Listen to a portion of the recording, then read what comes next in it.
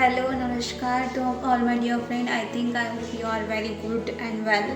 तो आज आजचा आपला जो सिरीजचा 7वा दिवस आहे, 7व्या दिवशी मी तुमच्यासाठी एक कीवर्ड घेऊन येते. तो म्हणजे कीवर्ड आहे अनबीटेबल. आता अनबीटेबल म्हणजे दृढ निश्चयी, की तुम्ही डिटरमाइन हा कीवर्ड आहे. तर डिटरमाइनचा जो मिनिंग आहे तो म्हणजे आहे की दृढ निश्चयी. तुमचं जे निश्चय आहे ते काय असलं पाहिजे, दृढ असलं पाहिजे. त्याच्यासाठी मी एक स्टोरी घेऊन येते की एक हॅरी पॉटर माहीत आहे की UK एक खूप नामांकित अशी काय म्हणजे एक हॅरी पॉटर हे खूप नामांकित असलेलं काय एक पब्लिशर आहे. म्हणजे खूप सगळे बुक्स आहेत त्याच्यावर खूप फिल्म बनली आहे.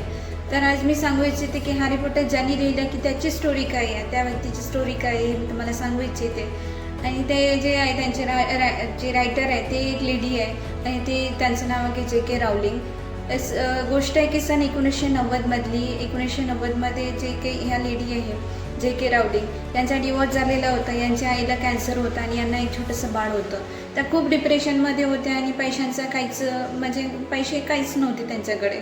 त्यांच्या मुलांना जेवण घ्यायसाठी त्यांना स्वतःला 2 टाईमचे जेवण घ्यायसाठी त्यांच्याकडे पैसे नव्हते.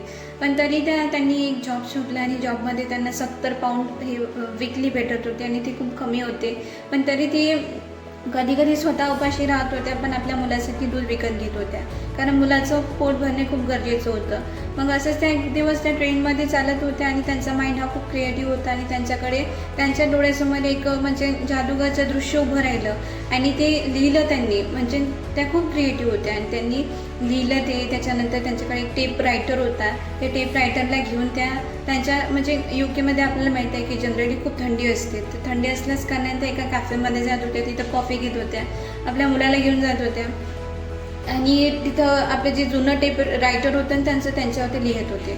जे तिथले लोक होते कॅफेमधले ते त्यांना म्हणजे मजाक उडवत होते की हे जे बाई आहे हे पागल आहे का, हे काय रोज लिहित असते पागलासारखी, हेच काम आहे काय. त्याच्यानंतर मग लोक म्हणजे असे म्हणत होते की ती सांगत होती मग मी राईट करत आहे. ते लोक म्हणत होते हां लेडी एक रायटर असू शकते, अरे बापरे खूपच चांगलं. म्हणजे लोक मजाक उडवित होते त्यांचे इन द सिम्पल सेन्स. तर मग असं झालं की त्यांनी पूर्ण जे बुक आहे ते पूर्ण बुक लिहिली आणि ते पूर्ण बुक लिहिल्यानंतर मग ते पब्लिशरकडे गेले.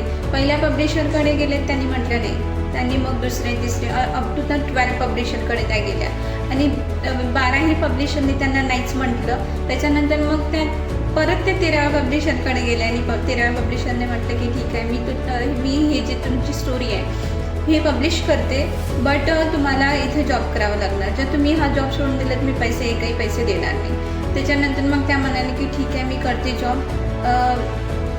मी जॉब नाही सोडत बिकॉज मला आवश्यकता आहे जॉबची आणि मी लिहिणं पण नाही सोडत कारण की मला लिहिण्याचं काय त्यांना आवड होती. तर मग असं त्यांनी म्हटलं आणि त्याच्यानंतर पहिली कॉपी पब्लिश झाली. असं लोकांना आवडली. मग पहिले 10 लोकांना आवडत गेल्या. मग अशा नंतर 500 कॉपी झाल्या.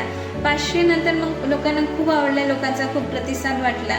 एक टाईमला असे लोक होते की ते म्हणाले की ही मुलांची गोष्ट आहे आणि मुलांची गोष्ट कोणीच वाचणार नाही, लहान मुलं तर बिलकुलच वाचत नाही, तर कोण वाचणार आहे. तर मग अशा करत मग आता म्हणजे 1997मध्ये 500 मिलियन प्लस कॉपी विकल्या गेल्या आणि तेच कॉपीच नाही तर त्यांच्यावर एक फिल्मसुद्धा बनली, त्याच्यानंतर एक पार्क पण आहे. तर असं करून जे हॅरी पॉटर एक टाईमले म्हणजे एक दूध घ्यायचे सुद्धा त्यांच्याकडे पैसे नव्हते, जेवण करायचे सुद्धा त्यांच्याकडे पैसे नव्हते. त्या भुकीने त्यांनी काही दिवस काढले. पण आज त्या काय एक बिलिनियर आहे, त्या लेडी एक आज बिलिनियर आहे. म्हणजे खूप प्राऊडची गोष्ट आहे आपल्यासाठी. जर त्या लेडी करू शकते तर मग आपण काय नाही करू शकत. म्हणजे ज्यांचा डिवॉर्स झाला आहे, ज्यांच्या आईला कॅन्सर आहे, छोटंसं बाळ आहे, म्हणजे पूर्ण हरवून गेलं आहे, पूर्ण तुटून गेलं आहे, पूर्ण डिप्रेशनमध्ये, पण तरी त्यांनी केलं. पण आपण पण करू शकता. जर तुम्ही मुली आहात तर तुम्हाला इंडिपेंडंट होणं या जमान्यामध्ये खूप आवश्यक आहे आणि मला असं वाटतं तुम्ही इंडिपेंडंट व्हायलाच पाहिजे. जर तुम्ही इंडिपेंडंट नसेल या जमान्यामध्ये म्हणजे काही अर्थ नाही आहे. स्वतःचे 4 पैसे कमवा. मी नाही म्हणत की लाखो कमवा, करोडो कमवा, हजारो कमवा, पण 5,000 10,000 कमवा. इंडिपेंडंट राहा, स्वतःचा खर्च स्वतः मागवा, कोणावर डिपेंडंट राहू नका. ठीक आहे ना. आणि स्टे अनबिटेबल, स्टे डिटरमाइंड म्हणजे दृढ निश्चयी राहा, दृढ अजिंक्य राहा. म्हणजे कुणाला मात करू नका देऊ. जितकं होईल तितकं आपला 100% द्या कोणत्याही गोष्टीमध्ये. जितकं पॉसिबल होईल तितकं 100% द्या आणि करा काहीतरी. डिपेंडंट नको राहू. जर तुम्ही मुली आहात तर डिपेंडंट नको राहू. आज आपण बघत आहे की मुली कोणत्या स्तरावर गेल्या आहे. तुम्ही पण जा, तुम्ही पण करा, 2 पैसे कमवा, पण इंडिपेंडंट राहा. तो please independent and stay happy, stay healthy. आणि आपण पुन्हा उद्या भेटूया एका नवीन स्टोरीसोबत. ठीक आहे. Till then keep learning and keep watching.